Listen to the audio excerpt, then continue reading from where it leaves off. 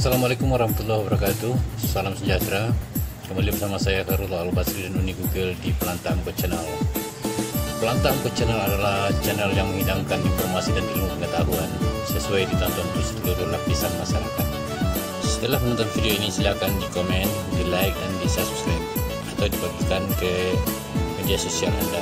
Sekian, terima kasih.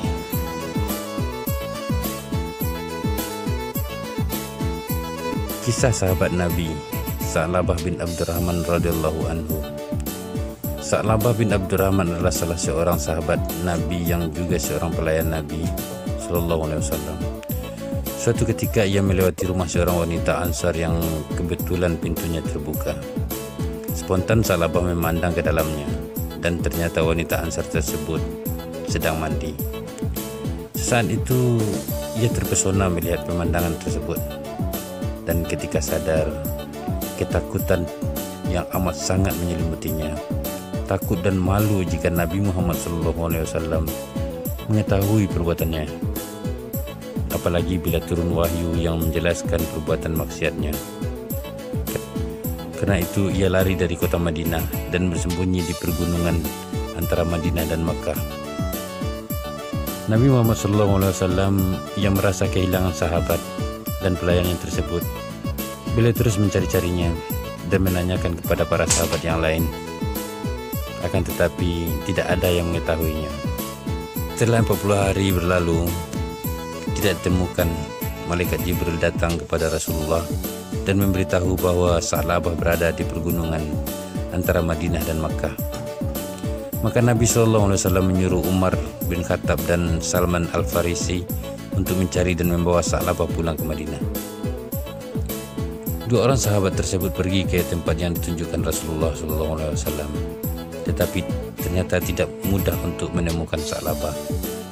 Pada suatu malam, mereka bertemu seorang pengembala bernama Zufafah dan menanyakan keberadaan sahabat yang menghilang tersebut.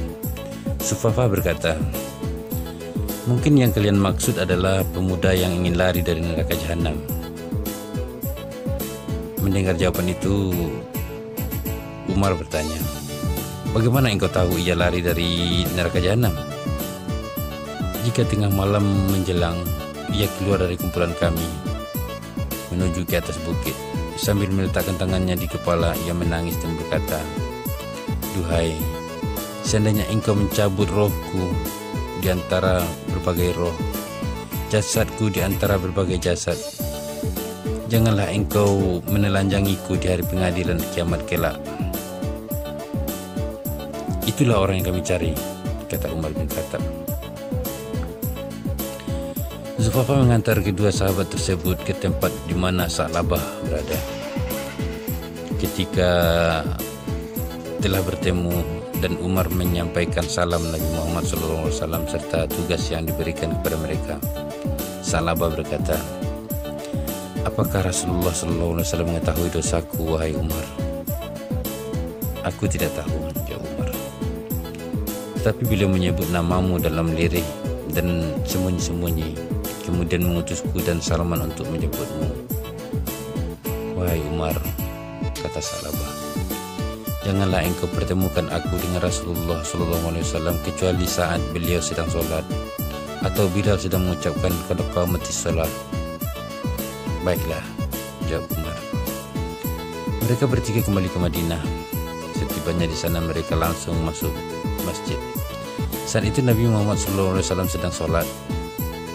Begitu mendengar bacaan Nabi SAW dalam sholat tersebut, Sa'labah langsung pingsan. Berhari-hari lamanya Sa'labah menahan kerinduan untuk mendengar dan menatap wajah Rasulullah. Tetapi ia juga dilanda ketakutan dan kekhawatiran akan kemarahan Nabi Muhammad SAW karena perbuatan dosanya. Konflik perasaan yang begitu hebat mencapai puncaknya ketika ia melihat dan mendengar suara Nabi SAW secara langsung sehingga ia jatuh pingsan. Setelah mengucap salam menutup salatnya, Nabi Muhammad SAW melihat keberadaan Umar dan Salman dan keduanya membawa beliau kepada Sa'labah yang sedang pingsan. Nabi SAW meletakkan kepalanya di pangkuan beliau dan berusaha menyadarkannya. Begitu ia sadar, beliau berkata, "Apa yang membuatmu lari dariku, wahai Sa'labah?" "Dosaku ya Rasulullah," jawab Sa'labah. "Maukah engkau kuajarkan suatu ayat yang bisa menghapuskan dosa dan kesalahanmu?" kata Nabi Muhammad SAW. Sa'labah mengiyakan dan beliau bersabda, "Ucapkanlah, Allahumma rabbana atina fid dunya hasanah wa fil akhirati hasanah wa qina azabannar." "Ya Rasulullah, dosaku lebih besar daripada itu, tetapi kelamulah lebih besar," jawab Nabi Muhammad SAW meyakinkannya. Sa'labah tidak menjawab lagi, walau mungkin ia belum yakin benar, bukan karena ia tidak percaya dengan ucapan Rasulullah SAW, tetapi lebih karena ia merasa dosanya begitu besarnya sehingga Allah tidak akan dengan mudah untuk mengampuninya. Melihat keadaannya itu, Nabi SAW menyuruhnya pulang ke rumahnya, tetapi sampai di rumahnya ia jatuh sakit. Setelah 3 hari menderita sakit dan tidak bangkit dari tempat tidurnya, Salman melaporkan keadaan Sa'labah kepada Rasulullah SAW. Beliau mengajaknya mengunjungi rumahnya, dan setibanya di sana beliau meletakkan kepala Sa'labah di pangkuan beliau. Tetapi Sa'labah menarik kepalanya. Nabi SAW berkata, "Mengapa engkau menarik kepalamu dari pangkuanku, ya Sa'labah?" "Karena penuh dosa, ya Rasulullah," kata Sa'labah. "Apa yang kau rasakan?" "Ya Nabiullah, aku merasa seperti ada semut-semut yang merayap di sekujur kulit dan tulangku," kata Sa'labah. "Apa yang kau inginkan?"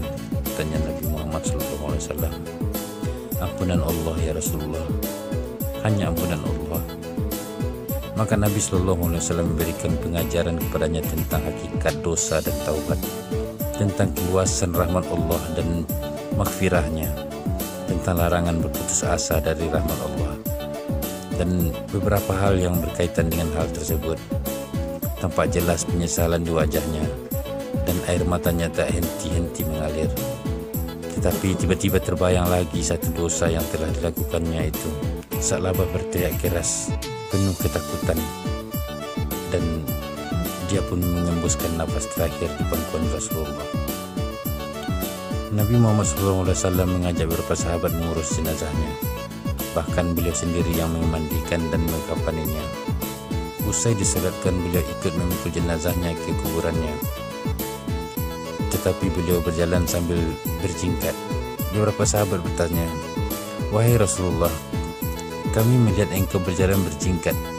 Ada apakah kiranya?" Nabi Muhammad SAW bersabda, "Aku hampir tidak dapat meletakkan kakiku di tanah karena banyaknya malaikat yang ikut takziah dan mengiringi jenazahnya." Wallahu a'lam bishawab. Oke bro, terima kasih telah menonton video ini dari awal sampai akhir. Saya Khairullah Al-Basri, mohon maaf jika bertemu kejanggalan dan kekurangan.